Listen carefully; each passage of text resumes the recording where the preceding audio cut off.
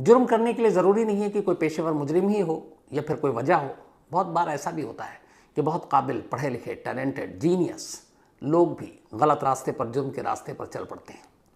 आज की कहानी एक ऐसे शख्स की कहानी है जिसे मतलब कहा जाता था कि उसका जो दिमाग है इतना वो ज़्यादा ज़हीन और जीनियस है कि शायद उसका आईक्यू लेवल आइंस्टाइन के बराबर थी। 167 का उसका आईक्यू लेवल था।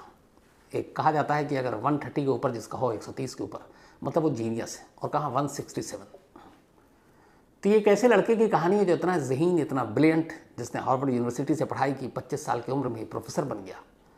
लेकिन फिर उसके बाद अगले 20 सालों तक उसने कैसे अमेरिकी जांच एजेंसी FBI यानी फेडरल ब्यूरो ऑफ इन्वेस्टिगेशन को नचाया, और फिर कैसे अपनी ही शर्तों पर एक तरह से खुद ही चाहते हुए वो सामने आया। क्या क्या शर्तें रखी उसने। ये कहानी एक ऐसे, उसको आप कह सकते हैं सिरफरे की भी है, एक टेररिस्ट की भी है और एक जीनियस की कहानी है। अब मैं जिसकी बात कर रहा हूँ वो कहानी टेररिस्ट की है। ये कहानी है अमेरिका के एक नौजवान की जिसका नाम, और ये नौजवान की ख़ास बात ये थी कि उस ज़माने में तो सोशल मीडिया हम हर जगह इस्तेमाल करते हैं। उसने बरसों पहले ये आगाह किया था कि एक दौर आएगा जब सोशल मीडिया की वजह से इंसानों की आज़ादी छिन जाएगी और इंसान ग़ुलाम हो जाएगा। बहुत सारी दुश्वारियाँ आएंगी ज़िंदगी में। अब अगर आप सोचिए तो वाकई बहुत सारी चीज़ें बदल गई हैं। एक घर में 5 लोग बैठे हों तो पाँचों आपस में बात करने के बजाय आप देखेंगे नॉर्मली सबके हाथ में मोबाइल, सब अपने अपने मोबाइल पर लगे हुए हैं। तो ये उस शख्स ने बहुत पहले कहा। नाम है टेड कजिंस्की। टेड कजिंस्की का जन्म 1942 में अमेरिका के शिकागो शहर में हुआ था। बचपन से ही ब्रिलियंट था। मैथ में तो उसका जवाब नहीं, चैंपियन था। जब उसका आईक्यू लेवल चेक किया गया था तो पता चला था 167, मतलब जीनियस। तो पढ़ाई लिखाई में भी उसका साफ साफ असर दिख रहा था। सिर्फ 16 साल का था जब टेड, ओनली 16 ईयर, तब इसको नामचीन हार्वर्ड यूनिवर्सिटी में दाखिला मिल गया। अब ये हार्वर्ड यूनिवर्सिटी में और बाकायदा स्कॉलरशिप, और वहीं अब पढ़ाई कर रहा है। बैचलर्स करने के बाद उसने फिर मिशिगन यूनिवर्सिटी, एक और तो नामचीन यूनिवर्सिटी, वहाँ पे उसने दाखिला लिया और वहाँ से मैथमेटिक्स में इसने मास्टर्स किया। और फिर मास्टर्स करने के बाद PhD हासिल की मैथमेटिक्स में। और ये सब कुछ उसने बेहद कम उम्र में। शुरू से लेकर आखिर तक ऐसा कोई भी एग्ज़ाम नहीं जिसमें वो फर्स्ट ना आया हो। सेकंड तो कभी आया ही नहीं। हर एग्ज़ाम को उसने बड़ी आसानी से पास किया। अपनी जहानत दिखाई, अपनी जो जीनियस था उसका असर उसके एग्ज़ाम के रिज़ल्ट पर भी दिखा जाता था। उसी दौरान में उसने एक रिसर्च पेपर लिखा था, और कहते हैं कि जो उसके एडवाइज़र थे जिन्होंने रिसर्च पेपर पढ़ा उसका, उस उम्र में छोटी सी, तो उन्होंने कहा कि जो रिसर्च पेपर उसने लिखा है कि पूरे अमेरिका में शायद 10 या 12 लोग होंगे गिनती के जो उसके उस रिसर्च पेपर को समझ पाएंगे। उसने वक्त से इतने आगे की सारी चीज़ें लिख डाली थी। पढ़ाई लिखाई सब कुछ सही चल रहा था। लग रहा था कि टेड का पूरा करियर बिल्कुल बेहतरीन है। PhD पूरी करने के बाद अब वो सोच रहा था आगे क्या करें, लेकिन उससे पहले उसके एक दिमाग में चीज़ आई। उसने जब ये सारे मास्टर्स, उससे पहले बैचलर्स, ये सब कुछ किया और हमेशा एग्ज़ाम में फर्स्ट आता, तो उसके दिमाग में ये था कि ये एग्ज़ाम क्या है, ये तो मतलब मेरे मेयार, मेरे स्टैंडर्ड के हिसाब से ही नहीं है, तो बहुत ही ईजी है। तो उसको बहुत बोर लगने लगा कि ये सिस्टम क्या है, एजुकेशन सिस्टम क्या है, एग्जामिनेशन क्या है। जो मैं पढ़ाई कर रहा हूँ, जो मैं सोच रहा हूँ, जो मैं लिखना चाहता हूँ, उसके मुकाबले तो ये एग्ज़ाम कुछ भी नहीं है, 10% है। तो इतना आसान, इतना हल्का एग्ज़ाम देकर मैं अपना वक्त क्यों बर्बाद कर रहा हूँ। अब आप सोचिए उसकी जहानत का असर, कि उसे ये सारे एग्ज़ाम जितने भी उसने अपने लाइफ में दिए, उसे लगा कि ये बच्चों का खेल है, तो इतना हल्का एग्ज़ाम भी नहीं होना चाहिए। इन सारी चीज़ों ने धीरे धीरे उसके जहन पे असर करना शुरू किया कि ये सब बेकार है। इसी के बाद PhD पूरी करने के बाद अब जो टेड है वो कैलिफोर्निया पहुंच जाता है, और वहाँ बर्कले यूनिवर्सिटी में वो असिस्टेंट प्रोफेसर की नौकरी कर लेता है। सिर्फ 25 साल की उम्र, और बर्कले यूनिवर्सिटी में कैलिफोर्निया जाकर अब वो असिस्टेंट प्रोफेसर बन गया। 25 साल उसकी उम्र थी। 1971 अब आ गया। 1971 में आते आते जब इसने असिस्टेंट प्रोफेसर की नौकरी भी कर ली, PhD भी कर लिया, सब कुछ कर लिया, उसे लगा कि जितने आसपास के लोग हैं वो जो बातें करते हैं, इन सब के पास उतनी जानकारी या जहन नहीं है, ब्रेन नहीं है, और उसे लगता था मैं सबसे अलग हूँ। ये होता है अक्सर ऐसे जीनियस लोगों के साथ। तो उसको इन सारी चीज़ों से अब मोह उसका भंग हो गया। अचानक उसने 1971 में बर्कले यूनिवर्सिटी से इस्तीफ़ा दे दिया असिस्टेंट प्रोफेसर के पोस्ट से, और उसके बाद वो वहाँ से निकला और फिर मॉन्टेना स्टेट पहुंच गया और वहाँ के एक लिंकन शहर है, उस लिंकन शहर से दूर, शहर के बाहर, जहाँ कोई बस्ती नहीं, कोई आबादी नहीं, एक वीराने में उसने एक झोपड़ी बनाई और जाकर उस सब झोपड़ी में रहने लगा। उसके घर वालों के कुछ लोगों को पता था कि टेड जो है यहाँ आ गया है, नौकरी भी छोड़ दी और अब अपना घर पेरेंट्स के साथ रहने की बजाय वो लिंकन शहर के एक दूर दराज सन्नाटे में एक झोपड़ी में रह रहा। और झोपड़ी ऐसी जगह उसने बनाई जहाँ ना बिजली है, ना पानी है, कोई भी बेसिक फैसिलिटी सुविधा नहीं है, लेकिन वो वहाँ अपने तमाम किताबों के साथ पहुँच गया। कुछ दिनों तक घर वालों ने भी पूछा, उसके बाद घर वालों ने भी कहा कि इसका दिमाग ऐसे ही है, भूल गए। अब ये अपना 1971 से आकर उस झोपड़ी में रहने लगा, अमेरिका की चकाचौंध से दूर, हार्वर्ड यूनिवर्सिटी से पढ़ा हुआ, बर्कली यूनिवर्सिटी में पढ़ाया हुआ एक जीनियस, दुनिया और आबादी से दूर एक वीराने में जाकर एक झोपड़ी में अब रहने लगता है। करीब 6-7 साल बिता देता है। अब टेड के बारे में किसी को कोई जानकारी नहीं, दोस्त भी बहुत कम थे, बहुत कम लोगों से बात करता था, तो किसी को अब कोई उसकी परवाह भी नहीं वो कहाँ है। 71 में वो उस बस्ती वीराने में गया, इंसानी आबादी को छोड़कर 6-7 साल वहीं रहा। इस दौरान पता नहीं उसने क्या क्या किया और अब लोग उसको भूल गए। 25 मई 1978 टेड के वीराने में जाने के करीब 7 साल के बाद पहली बार एक अजीब चीज़ होती है। होती यह है कि नॉर्थ वेस्टर्न यूनिवर्सिटी में एक प्रोफेसर थे, क्रिस्टन इलिनॉय। क्रिस्टन इलिनॉय ये इंजीनियरिंग डिपार्टमेंट के प्रोफेसर थे। इनके घर पे एक पोस्टल डिपार्टमेंट का एक कर्मचारी पहुंचता है और कहता है कि मिस्टर क्रिस्ट, आपके नाम पे एक पैकेट है। अब भेजने वाले का नाम नहीं, और उसमें यह था कि अगर इस पैकेट को रिटर्न करना हो तो इस एड्रेस पे आप कर दीजिए। और वो जो एड्रेस था रिटर्न करने वाला, वो मिस्टर क्रिस्ट इलिनॉय का था, जो इंजीनियरिंग के प्रोफेसर थे। अब उन्होंने पूछा ये कहाँ से आया, क्योंकि सेंडर का कोई नाम वाम नहीं। तो प्रोफेसर साहब ने जब पूछा तो पोस्टल डिपार्टमेंट के कर्मचारी ने कहा कि सर, हमें तो यूनिवर्सिटी कैंपस में रखा हुआ मिला, और चूंकि इस पर आपका नाम था कि अगर कोई ना हो तो रिटर्न यहीं करना है, तो इसलिए हम लेकर खुद चले आए। प्रोफेसर साहब को कुछ शक हुआ, उन्होंने कहा यह पैकेट मेरा नहीं है, ना मैंने किसी को भेजा है। उन्होंने फ़ौरन पुलिस को कॉल किया। पुलिस की एक टीम फ़ौरन उस एड्रेस पे पहुंचती है, घर पे उनके मिस्टर क्रिस्ट के। अब पोस्टल डिपार्टमेंट का वो कर्मचारी, प्रोफेसर साहब और पुलिस की टीम, पुलिस बड़े एहतियात से उस पैकेट को खोलती है, लेकिन जैसे ही खोलती है एक धमाका होता है। धमाका इतना ताकतवर नहीं था कि बहुत नुकसान हो, लेकिन फिर भी चोट आती है उस पुलिस अफसर को, उस पोस्टल डिपार्टमेंट के कर्मचारी को। प्रोफेसर साहब थोड़ी दूरी पर थे, उन्हें कोई चोट नहीं आती। तो उसके अंदर एक बॉम्ब था उस पैकेट में, लेकिन वो बॉम्ब बहुत ज़्यादा एडवांस नहीं था। अब ये अजीब बात थी कि एक प्रोफेसर के घर पे ये बॉम्ब किसने भेजा। पुलिस ने तफ्तीश की, लेकिन कोई ज़्यादा नुकसान हुआ नहीं था, मामूली बम था, तो उतने ज़्यादा भी कुछ पुलिस आगे नहीं बढ़ी। करीब 9-10 महीने बीत गए। 9-10 महीने तक सब कुछ शांत था। 9-10 महीने के बाद फिर ऐसा ही एक पैकेट उसी यूनिवर्सिटी के एक स्टूडेंट्स को भेजा गया। स्टूडेंट्स ने उस पैकेट को खोला तो फिर धमाका हुआ। स्टूडेंट को मामूली चोट आई। इस बार भी बम इतना ताकतवर नहीं था। अब ये 2 इंसिडेंट हो गया, लेकिन दोनों इंसिडेंट इतने मामूली थे कि पुलिस के लेवल पे इसको निपटा दिया गया। सोचा गया कि इसमें कुछ तो ऐसा है नहीं। लेकिन फिर एक तीसरा इंसिडेंट होता है, और इस तीसरे इंसिडेंट ने अमेरिका की सबसे बड़ी जांच एजेंसी FBI को मजबूर कर दिया कि वो इस केस को इन्वेस्टिगेट करे। होता यह है कि अमेरिका की एक अमेरिकन एयरलाइंस की फ़्लाइट जो शिकागो से वॉशिंगटन जा रही थी, उसके जब ये उड़ी तो बैगेज जो एरिया होता है प्लेन का, उस बैगेज एरिया से अचानक धुआं निकलना शुरू हुआ। प्लेन की इमरजेंसी लैंडिंग की गई। इमरजेंसी लैंडिंग के बाद जब तलाशी ली गई बैगेज एरिया में, तो पाया गया कि एक पैकेट है और उस पैकेट से धुआं निकल रहा है, और उस पैकेट के अंदर एक बॉम्ब था। बॉम्ब फटा नहीं किसी वजह से, और इस वजह से नुकसान नहीं हुआ। अगर वो बॉम्ब फट जाता तो उस प्लेन में सवार करीब 150 मुसाफिर और क्रू मेंबर कोई नहीं बचता, क्योंकि बीच आसमान में ये बम फटता। लेकिन खुशकिस्मती से ये बॉम्ब फटा नहीं, कुछ तकनीकी खामियों के चलते। तो सिर्फ धुआं हुआ, और धुआं देखकर पायलट अलर्ट हो गया। उसके बाद उसने इमरजेंसी लैंडिंग की और इन तमाम लोगों की जान बच गई। अब जब ये बात आई तब FBI तक पहुंची। जब FBI ने इस केस की तफ्तीश की तो पता चला कि जिस तरीके का ये पैकेट था, उन्होंने अब ये अपने डेटा बैंक से निकालना शुरू किया तो पता चला कि एक यूनिवर्सिटी के प्रोफेसर इंजीनियरिंग के एक और स्टूडेंट, इन दोनों को इसी तरीके से ये पैकेट भेजा गया था। अब FBI का ध्यान जब आया और उन्होंने देखा कि ये दोनों, इससे पहले भी ऐसी चीज़ें हो चुकी हैं, अब FBI ने मामले की तफ्तीश शुरू की। अब FBI जांच ही कर रही थी कि तभी वहाँ अमेरिका की एक यूनाइटेड एयरलाइंस के मालिक, जो ओनर थे पर्सी वुड, उनको भी सेम एक पैकेट मिला। पैकेट खोला गया और मिस्टर पर्सी भी इंजर्ड हो गए। मौत नहीं हुई क्योंकि बॉम्ब इतना ताकतवर नहीं था।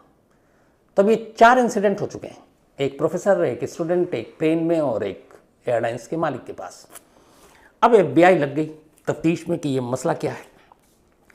अब उन्होंने एक टास्क फोर्स बनाई कि आखिर ये कौन कर रहा है, कौन टेररिस्ट है। लेकिन तमाम कोशिशों के बावजूद उन्हें कोई सुराग नहीं मिला।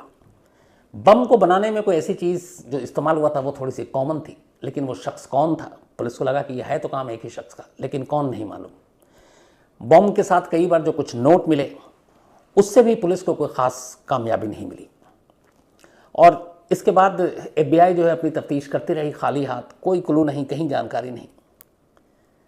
अगले कई सालों तक इसी तरीके से पैकेट आते रहे, फटते रहे और FBI के हाथ खाली रहे। 1985 में भी कई ऐसे बम भेजे गए और उनमें से ज़्यादातर लोगों को चोट आई। एक ऐसा बम हुआ 1985 में, जो एक कंप्यूटर स्टोर था, वहाँ के ओनर को भेजा गया और जब उसने खोला तो शायद वो बॉम्ब के बेहद करीब था, उसकी मौत हो गई। तो ये पहली डेथ थी या पहला कत्ल था उस पार्सल बॉम्ब के ज़रिए। अब FBI, चूँकि अभी तक मामूली इंजरी थी, अब एक डेथ हुई, FBI की टीम और ज़ोरों शोर से लगी। फिर भी 2 साल बीत गए, 85 से 87 आ गया। 1987 में FBI को पहली बार एक क्लू मिलता है। एक जो बॉम्ब भेजा गया था एक और जगह पे, जहाँ पे इंजरी आई एक शख्स को उस पैकेट को खोलते हुए, तो वहाँ का एक CCTV फुटेज मिला। उस CCTV फुटेज में एक शख्स था। FBI ने उसके स्केच बनाए, स्केच को जगह जगह भेजा, लेकिन कोई फ़ायदा नहीं हुआ। उसकी वजह ये थी कि जो शख्स उस CCTV में कैद था, उसने एक तो काला चश्मा पहन रखा था और इसके अलावा उसने हुड पहन रखा था, तो उसका चेहरा बहुत क्लियर नहीं था। तो इस CCTV फुटेज की वजह से भी FBI को कोई कामयाबी नहीं मिली। 1987 में ये CCTV फुटेज मिला। इसके बाद 6 साल और बीत गए, 1993 आ गया। इसी तरीके से बॉम्ब लोगों को भेजे जाते रहे और ये सिलसिला रुका नहीं। इस पूरी तफ्तीश के दौरान FBI ने जितने भी, जो भी उसको क्लू मिलता वो उस पर तफ्तीश करती, लेकिन कोई फ़ायदा नहीं। इस दौरान 1994 आ गया। एक वकील को एक पैकेट मिला इसी तरीके का। वकील ने पैकेट खोला और उस वकील की मौत हो गई। पैकेट के साथ एक नोट था। उस नोट में लिखा था कि ये वकील एक ख़ास तेल की कंपनी है, उसके लिए काम करता है और इसीलिए इसको ये सज़ा दी जा रही है। इसके बाद 1995 में एक लकड़ी के बहुत बड़े कारोबारी थे अमेरिका के, उनको भी ऐसे ही पैकेट मिला। उन्होंने भी खोला। इस बार खोलते ही धमाके में उनकी भी जान चली गई। करीब करीब 17 साल अब हो चुके थे जो पहला इंसिडेंट हुआ था यूनिवर्सिटी के प्रोफेसर के बाद, और इन 17 सालों में दर्जनों ऐसे पार्सल बम भेजे गए। 3 लोगों की मौत हो चुकी थी, दर्जनों घायल हुए थे। तमाम कोशिश कर ली, लेकिन FBI को कोई सुराग नहीं मिल रहा है। अब इसी के बाद ही FBI ने, फिर प्रेशर तो था ही, अब उन्होंने सारे इंसिडेंट्स को एक साथ जोड़कर नए सिरे से कहा कि अब इसकी जांच करते हैं। अब पहले इंसिडेंट से लेकर आखिरी इंसिडेंट तक की उन्होंने कड़ियाँ जोड़ी। कड़ियाँ जोड़ने के बाद अब उन्होंने पहली बार इस केस को नाम दिया यूनाबॉम्बर। यूनाबॉम्बर मीन्स यूनाबॉम्ब। यूनाबॉम्ब यानी यूनिवर्सिटी एंड एयरलाइन बॉम्बर। उसकी वजह ये थी जो इन्होंने नाम दिया यूनाबॉम्बर, कि इंसिडेंट शुरुआत जो हुई थी वो यूनिवर्सिटी से हुई और उसके बाद प्लेन में बॉम्ब रखा जो फटा नहीं, एक एयरलाइंस के मालिक को पैकेट भेजा जो मरा नहीं। तो कहीं ना कहीं अब FBI की जो जांच थी वो इस बात पे थी कि जो भी ये कर रहा है, जो बॉम्बर है, जो टेररिस्ट है, उसका या तो यूनिवर्सिटी से कोई लेना देना है जहाँ से उसकी कोई दुश्मनी है या कोई कहानी है, और या फिर वो एक तरह से एयरलाइंस का कोई मैकेनिक या इंजीनियर है और एयरलाइंस के साथ उसका कोई मतभेद है या कोई परेशानी है। अब इसके बाद FBI ने यूनिवर्सिटी से तमाम ऐसी जानकारी कि ऐसा कौन हो सकता है जिससे यूनिवर्सिटी से गुस्सा है, नफरत है, कोई फ़ायदा नहीं हुआ, कोई उसका नाता नहीं मिला इस गुमनाम हमलावर का। अब उसके बाद उन्होंने तमाम एयरलाइंस के जो मैकेनिक हैं, प्लेन मैकेनिक, उनके बारे में जानकारी जुटानी शुरू की। वहाँ से भी हाथ खाली, कुछ जानकारी नहीं मिली। अब हर तरफ से हार कर FBI ने आखिरकार 10 लाख डॉलर के इनाम का ऐलान कर दिया कि शायद अब पब्लिक की मदद से उसका राज फाश और उसे हम पकड़ सकें, जो पिछले 17-18 सालों से FBI को बेवकूफ़ बना रहा है। अब 10 लाख डॉलर छोटी मोटी रकम नहीं थी, करीब करीब आज के ज़माने में देखें तो 8-8.5 करोड़ रुपए उस वक्त। तो अब 10 लाख डॉलर के इनाम का ऐलान, FBI को लगा कहीं से कोई जानकारी मिलेगी, लेकिन फिर वक्त बीता और कोई जानकारी नहीं। 20 साल करीब हो गए थे, FBI के हाथ खाली थे। वो गुमनाम हमलावर जो पैकेट में बॉम्ब भेज रहा है, क्यों भेज रहा है ये तक पता नहीं, कहाँ रहता है वो, कुछ जानकारी नहीं। 10 लाख डॉलर का इनाम भी खाली, अभी तक कोई आगे आया नहीं। तभी 1995 में अचानक एक घटना घटती है। 1995 के दिन न्यूयॉर्क टाइम्स समेत 2 या 3 और अखबारों को एक लेटर मिलता है। एक गुमनाम खत था, न्यूयॉर्क टाइम्स और बाकी 2-3 न्यूज़पेपर को। इस लेटर के साथ एक मैनिफेस्टो था, जैसे चुनाव में होता है घोषणा पत्र, ये करो, ये करो, ये हम ये करेंगे जीतने के बाद। अब उस लेटर में धमकी थी और साथ में एक मैनिफेस्टो, घोषणा पत्र। धमकी ये दी गई थी कि अगर इस मैनिफेस्टो को नहीं छापा तो ये पार्सल बम के हमले जारी रहेंगे, और अगर छाप दिया तो ये हमले रुक जाएंगे। अब उसके साथ जो मैनिफेस्टो था उसमें बहुत लंबी लंबी चौड़ी बातें लिखी हुई थी, लेकिन जो उसका जिस था, जो समअप था, वो ये था कि ये जो इंडस्ट्रियल रेवोल्यूशन हुआ है और ये जो नई नई टेक्नोलॉजी और तकनीक आई है, इसकी वजह से अब पूरा जो इंसान है इन्हीं टेक्नोलॉजी पे डिपेंडेंट होकर रह गया है, निर्भर होकर रह गया है, और इंसान ने इन टेक्नोलॉजी की वजह से अपनी आज़ादी खो दी है। और इसीलिए उन्होंने, जब इंसान इस टेक्नोलॉजी का गुलाम हो गया, अपनी आज़ादी खो दी, तो ऐसे में इंसानों को जगाने के लिए धमाके ज़रूरी हैं। ये लाइन उस धमकी, जो ख़त था कि हम टेक्नोलॉजी के ग़ुलाम हो चुके हैं और हमने अपनी आज़ादी खो दी है, और इंसानों की इस खोई आज़ादी को जगाने के लिए धमाके ज़रूरी हैं ताकि वो इसके ग़ुलाम न बने। और साथ में अब मैनिफेस्टो के इसमें ये होना चाहिए, ये होना चाहिए। अब ये सारे लेटर न्यूज़पेपर के थ्रू FBI तक पहुँचे। FBI जो 20 साल तक उस बंदे को ढूंढ नहीं पा रही कि कौन है। अब FBI और अमेरिका किसी टेररिस्ट के साथ नेगोशिएशन नहीं करती, बातचीत या समझौता नहीं करती, ये उनका अपना रूल है, उसूल है। लेकिन अब यहाँ ये था कि एक शख्स 20 साल से बॉम्ब पे बम भेज रहा है, 3 लोग मारे जा चुके हैं, कई इंजर्ड हो चुके हैं, और अब वो अखबार पे मैनिफेस्टो भेज रहा है और कह रहा है कि अगर आप ये छाप देते हो तो फिर हमला रुक जाएगा।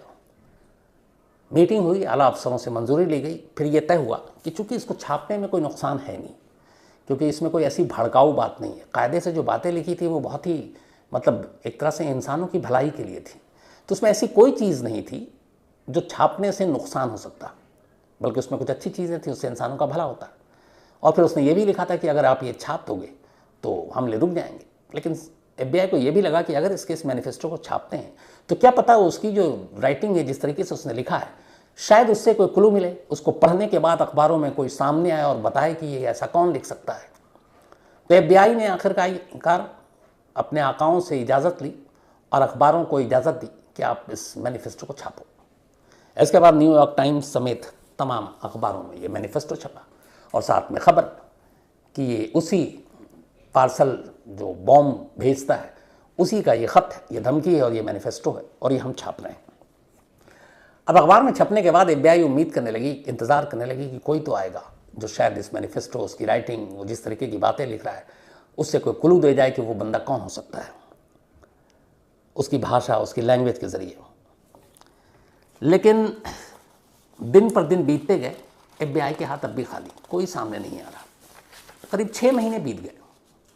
6 महीने के बाद एक शख्स जिसका नाम था डेविड कजिंस्की, यह अचानक FBI के दफ्तर पहुंचता है और जाकर कहता है कि ये जो 6 महीने पहले न्यूज़पेपर में ये मैनिफेस्टो और ये लेटर छपा था, उस पूरे मैनिफेस्टो की भाषा, उसकी लैंग्वेज, वो किसकी है मैं जानता हूँ।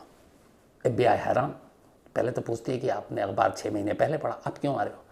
उसने कहा पढ़ते ही मुझे अगले ही दिन अंदाज़ा हो गया था कि ये कौन कर सकता है, लेकिन पहले मैं कंफर्म करना चाहता था, और इसलिए मैंने एक प्राइवेट जो है इन्वेस्टिगेटर हायर किया, और उसकी मदद से मैंने फिर पूरा रिसर्च करना शुरू किया, और अब मुझे आज सुबह ही ये कंफर्मेशन मिला कि मैं गलत नहीं हूँ, जिसने ये भेजा है मैं उसको जानता हूँ, और इसीलिए आपके पास आया हूँ। तो उसने पूछा कौन है। डेविड ने बताया कि वो मेरा भाई है टेड, कजिंस्की, वही टेड कजिंस्की जो एक जीनियस मैथ का, जो हार्वर्ड में पढ़ा हुआ, जिसे इस दुनिया के इम्तिहान बच्चों के खिलौने टाइप लगते थे कि ये क्या एग्ज़ाम है, जितनी आसानी से मैं पास कर जाता हूँ। अब जब उसने बताया तो FBI ने कहा कि ठीक है, लेकिन वो सिर्फ डेविड के कहने पर गिरफ्तार नहीं कर सकती थी टेड को। FBI ने कहा हम अपनी तरफ से भी सबूत हासिल करेंगे। फिर उसने बताया कि वो शहर के बाहर एक झोपड़ी में रहता है पिछले 7-8 बल्कि बरसों से, 1971 से ही करीब। अब इसके बाद, और ये 95 आ चुका था, FBI ने अब कहा कि उसके पीछे जांच करते हैं पहले। अब FBI जांच में जुट गई। FBI अभी पुख्ता सबूत जुटा रही है।